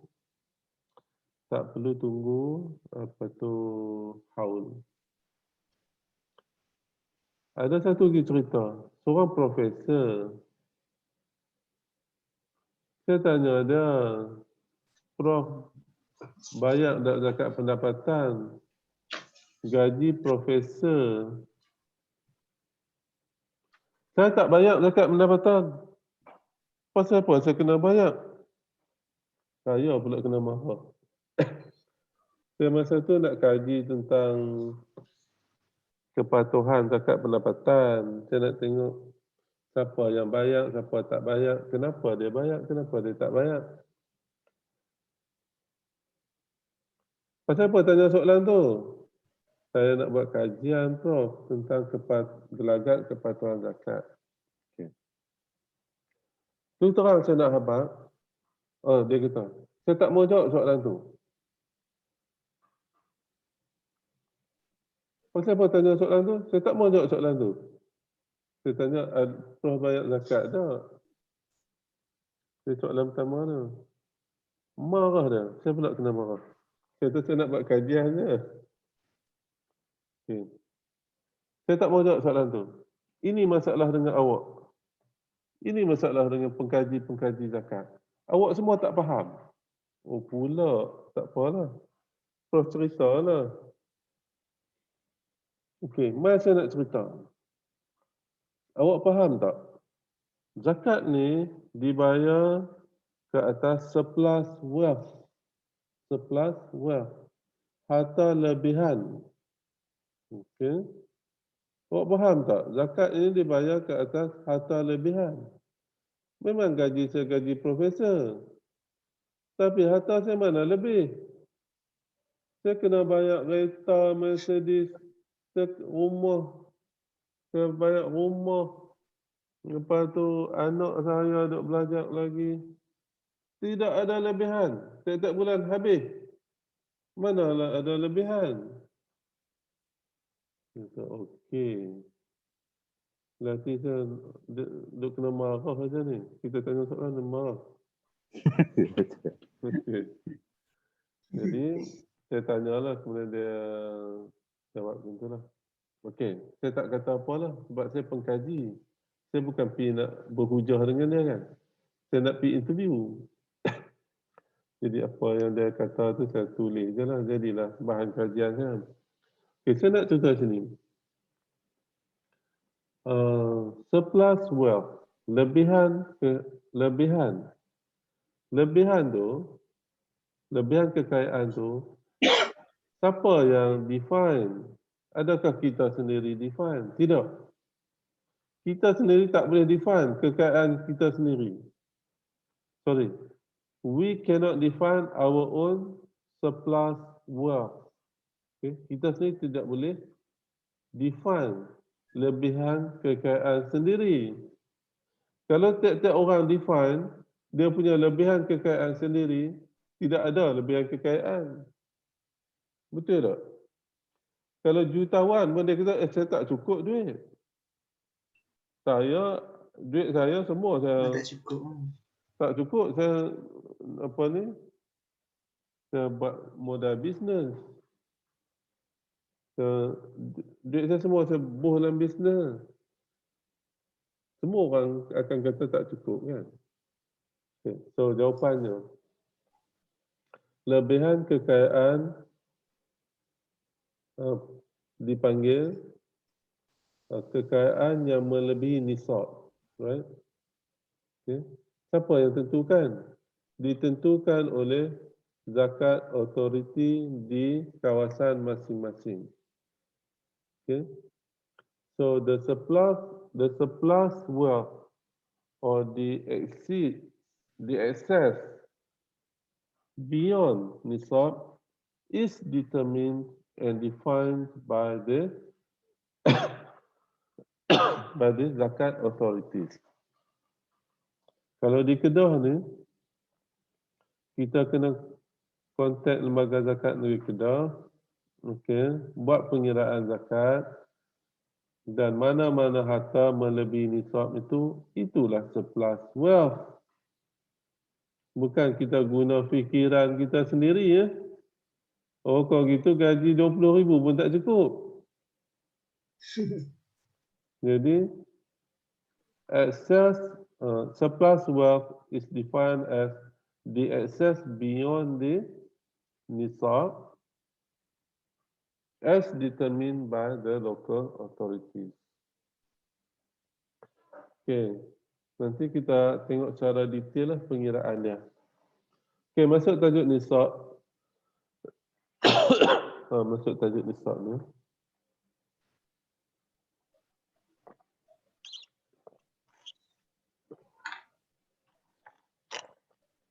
Okay, nisab.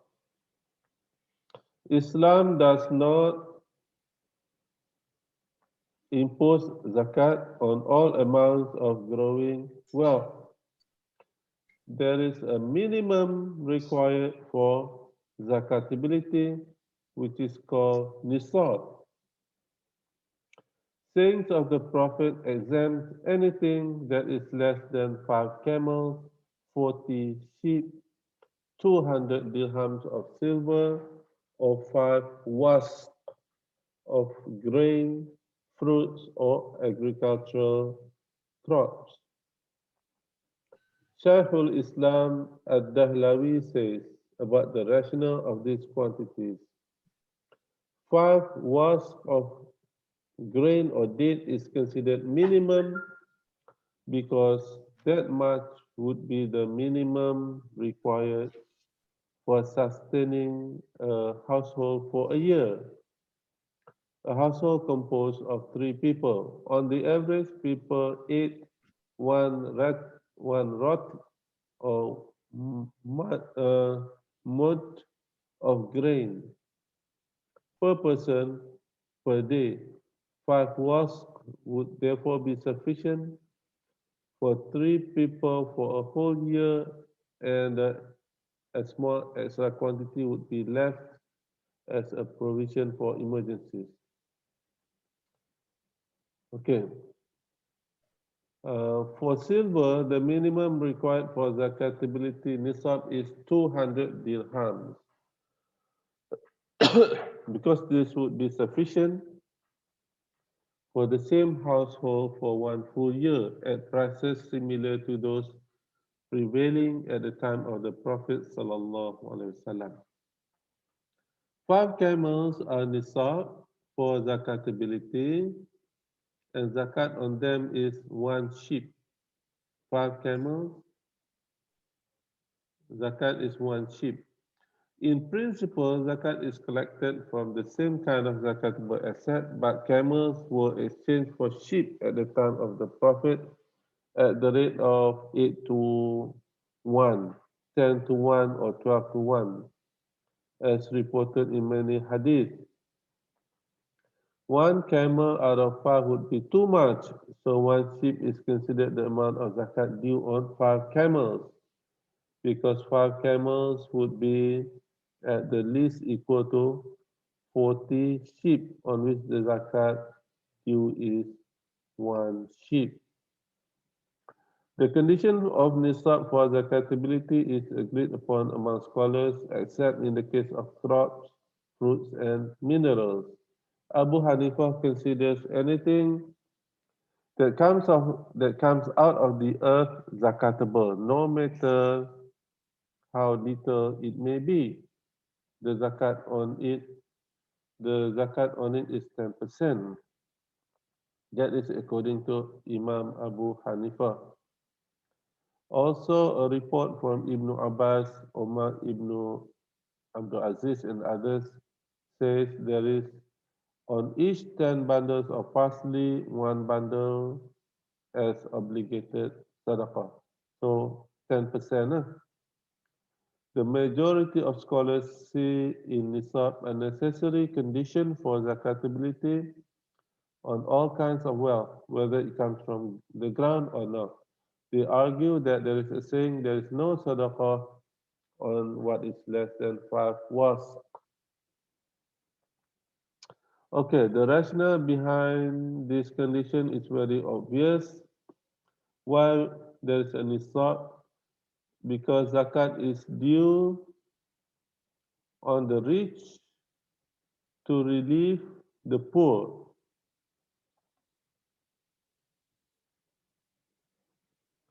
Betul. Minta maaf betul. Sure. Saya nak exit ni kelas ni sebab saya nak pergi ke Kenuri, selang 4 biji rumah saya. Okay. Kenuri. Okay. Saya minta maaf ya tuan. Okay. Abang nanti saya ni lah beritahu tanya depa semua lah tu. Okay.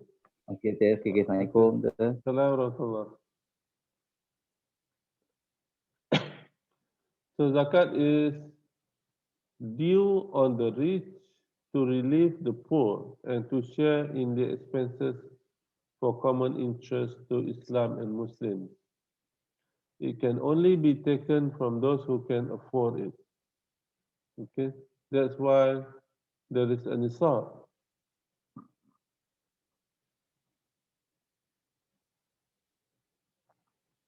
It is meaningless to take zakat from those who are themselves in need of help. Prophet ﷺ said, there is no sadaqah except from richness. Okay. Nisab is the minimum zakatable value of assets. Any asset which fulfill the condition of nisab, which is equivalent to 20 dinars or 85 grams of gold, or 200 dirhams or 595 grams of silver, is zakatable. Okay. So the nisab is 85 grams of gold or 200 dirham of silver. According to Yusuf Al-Qaradawi, if the condition of nisab is fulfilled at the end of a year, then the wealth is zakatable because it does not require the wealth nisab to be owned for the duration of the year. Okey, Yusuf Qaradawi kata begini. Okay, kalau kena tunggu haul, okay, if the condition of nisab is fulfilled at the end of the year, then the wealth is zakatable because it does not require the wealth nisab to be owned for the duration of the year. Okay, katalah kita keluar duit KWSP. Okay. Duit KWSP berjaya dikeluarkan sebanyak 20,000. Contoh saja. Okay. Kena bayar tak? Bayar. Because it is beyond nisab. Dah lebih daripada nisab kan? Nisab katalah 16,000. Okey. Dan dia berjaya keluarkan 20,000. So, lebih dari nisab. Kena tunggu haul tak? Kalau mengikut isu Qadawi, kena tunggu haul. Maknanya kita simpan siap-siap lah. Okey, 2.5% darab 20,000 jadi berapa ringgit? Cek kalkulator.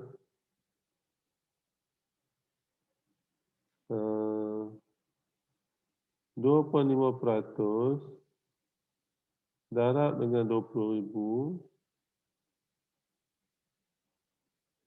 500 dia kena bayar. Bayar bila? Selepas cukup haul.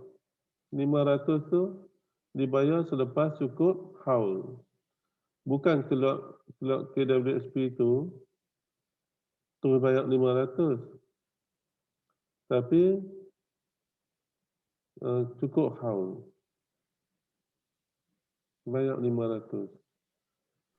Jangan tunggu setahun. Lepas masa setahun tu, tengok-tengok habislah 20,000 tu. Oh, saya tak mau bayar. Sebab duit tu habis. Oh, bukan gitu.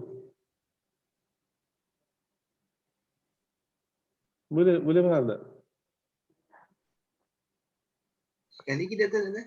Oh, kita keluarkan duit KWSP kan. Contohnya lah, isi IC-nya lah apalah boleh awak keluar 20,000. Contoh kan? Ni ada zakat simpanan betul ya Dr. Noh? Ya, Waalaikumsalam. Sekejap bang. Ya. Ini zakat simpanan KWSP lah. Kalau dia tak buat keluar, dia tak payah bayar zakat lah. Tapi katalah dia berjaya keluarkan. Ini cerita je lah. Dia bayar, dia isi borang IC-nya, dia berjaya keluarkan 20,000. So, kena bayar zakat tak? Kena bayar lah. Berapa banyak? 2.5% darab 20,000 lah. 500. So, bila nak bayar? Tunggu haul lah. Cukup haul tu bayar lah. Okey, bayarlah 500 tu. Kalau dalam tempoh haul tu, dalam tempoh haul tu dia guna, Itulah yang silap kebanyakan orang tu. Dia kata, 20,000 tu bila tunggu setahun habis lah. Dia bukan kira bila ujung tahun tu habis. Dia kira daripada awal dapat tu lah. Dapat 20,000, simpan siap-siap lah. 2.5% darab 20,000 tu simpan siap-siap lah. Lepas tu, boleh tak dia bayar terus? Boleh lah dia nak bayar terus. Tapi, dia juga boleh bayar bila cukup haul lah 500 tu. Yang silap kebanyakan orang ni, dia tunggu ujung tahun, lepas tu baru nak kira, duit tu dah habis. Oh, dah habis. Tak payah bayar. Dia kata, bukan. Dia kira daripada dapat tu. Faham tak maksud saya? faham? Tengok. So kalau baki ada 7,000 pun dia kena bayar lah. Dia bukan kira hak 7,000 tu, dia kira hak awal dia buat keluar tu. Even kalau dia dah guna tinggal 7,000 dah, let's say kan. Dia pun kena bayar juga kan. Dia bayar darab 500 tu dia kena bayar. Ya, betul. Faham betul. According to Al-Qadawi, if the condition of nisab is fulfilled at the end of the year, then the wealth is zakatable. Because it does not require the wealth nisab to be owned for the duration of the year. Okay, dia tak memerlukan nisab tu sepanjang tahun tu dia cukup. Okay.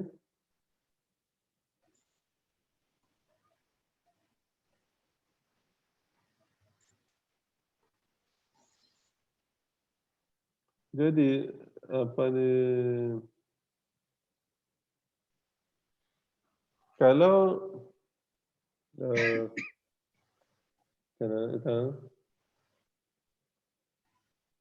Kalau yang di hujung tahun tu tak cukup dia akan tak mau bayar zakat lah no?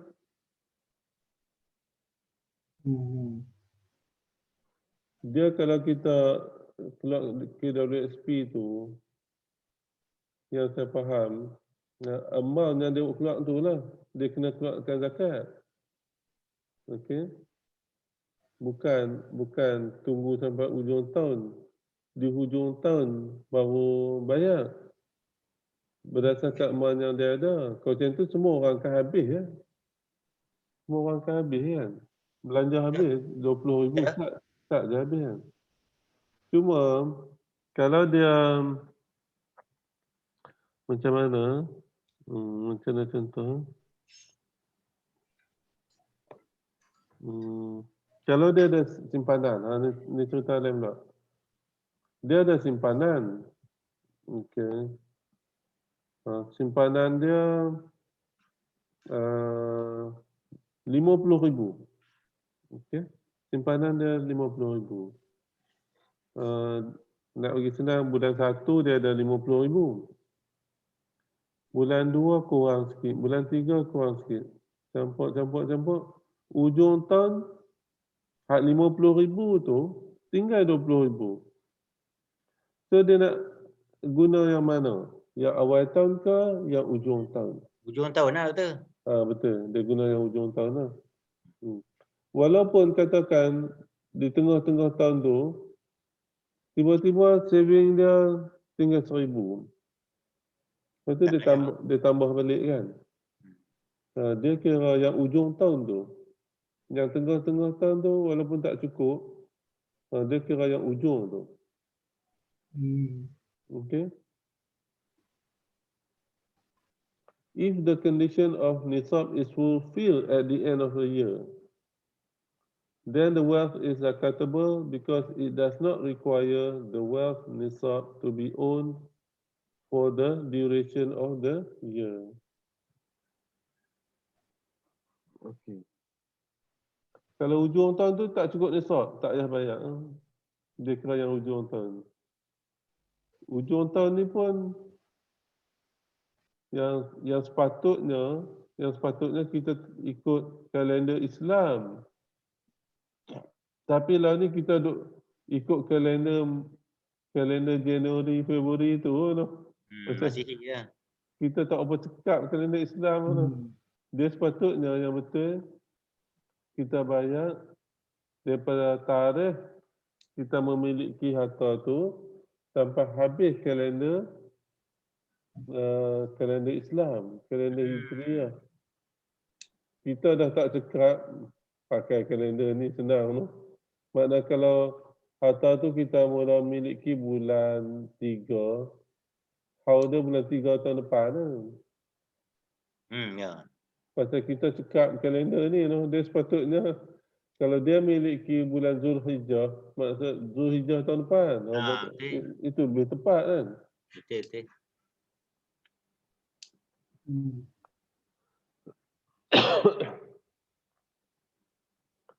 Okay. Table 2.1 shows nisab for original types of zakatable wealth.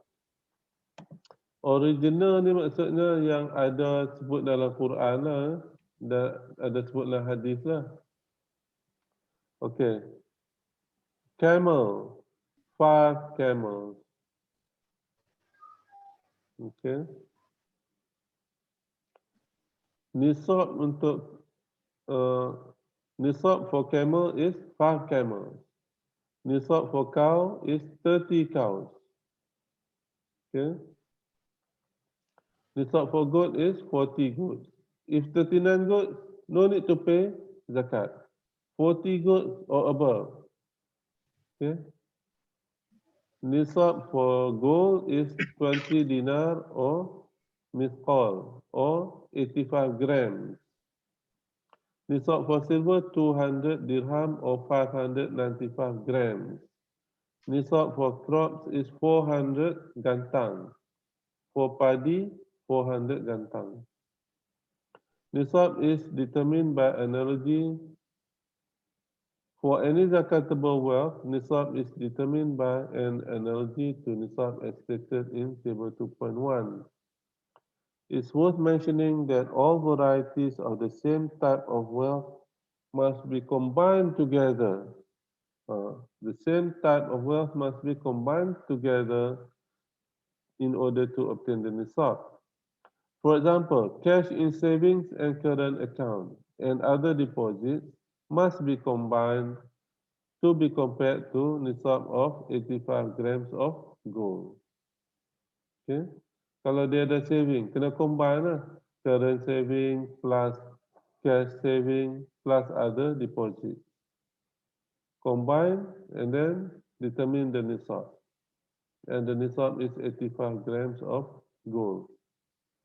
In addition, according to Yusuf Al-Qardawi, for zakatable wealth, which does not require the condition of haul, such as extracted mining, ma'adin, and agricultural produce, extraction or harvest can be combined within one harvesting season or 1 year.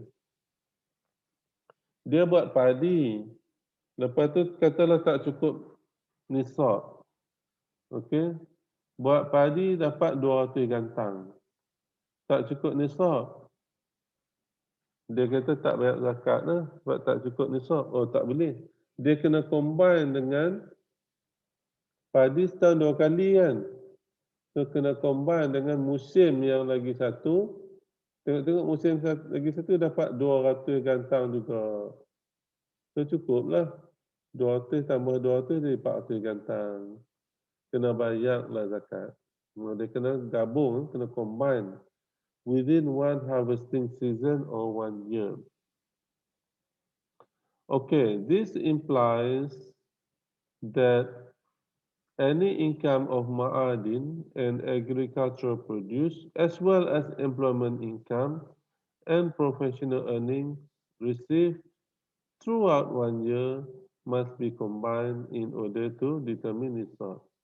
Macam gaji sebulan sebulan dapat 2,000. Dia kata oh tak mau bayar, tak cukup nisab. Dia kena combine dengan semua bulan dalam setahun. Kena darab 12 lah. 2,000 darab 12 dapat 24,000. So lebih pada nisab 16,000. So dia kena bayar lah zakat. Doktor, saya nak tanya. Ya, sila. Kalau contoh emas kan, Ya, emas, contoh anak dia beli emas dekat mak dia. ya, Kebetulan emas tu pun dah lebih daripada 85 gram untuk mak dia kan. ya. Saya nak tanya siapa yang kena bayar? Adakah anak ke mak yang kena bayar? Lepas tu kan kalau emas kan ikut uruf kan tempat. Kalau Ya. contoh anak dia duduk dekat Johor tapi mak dia juga Kedah. Lepas tu macam mana dari segi pembayaran tu? Okey. Pertama, pembayaran dibayar oleh orang yang memakai. Emas tu dia dipakai kan? So, Ya, dipakai itu sebagai perhiasan.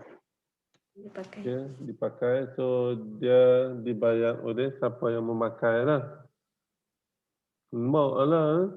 Tapi kalau mak tak ada duit, anak lah kot tolong bayar. Anak dia tolong bayar lah kot. Yang wajibnya ialah mak lah, orang yang memiliki. Okay. Okay. Kalau dia tak ada duit, minta tolong anak lah bayar. Lepas tu ikut uruf mana? Ikut uruf negeri dia dipakai. Dia duduk di Kedah, kena ikut uruf Kedah. Kena cek di lembaga zakat di Kedah, berapakah uruf emas. Okay. Uruf emas di Kedah ni, saya pun terlupa lah. Tak silap saya dia 85 gram juga. Jadi Betul tak? 85 gram juga. Dia sama dengan nisab. Uruf dengan nisab sama. Jadi maknanya dia kena bayar lah. Kalau lebih daripada 85 gram dia kena bayar lah. 2.5% darab dengan apa ni? Emas tu lah.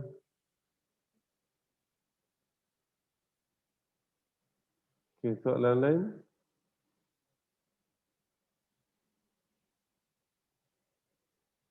Okey, kita cuba satu lagi.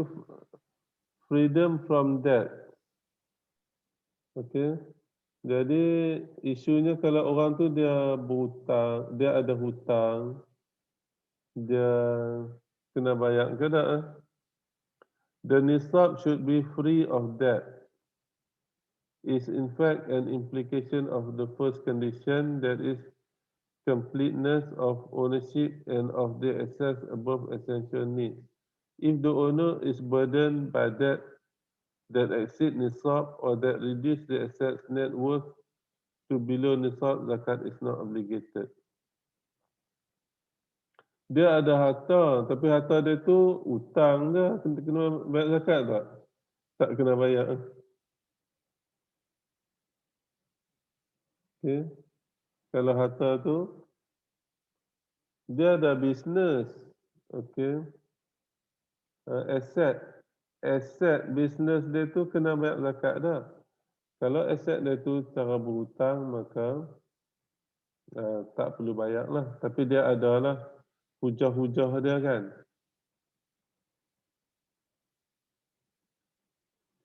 Jadi dia mestilah bebas daripada hutang.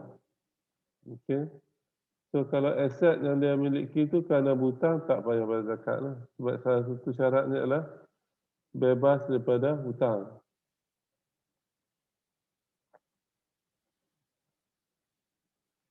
Okey.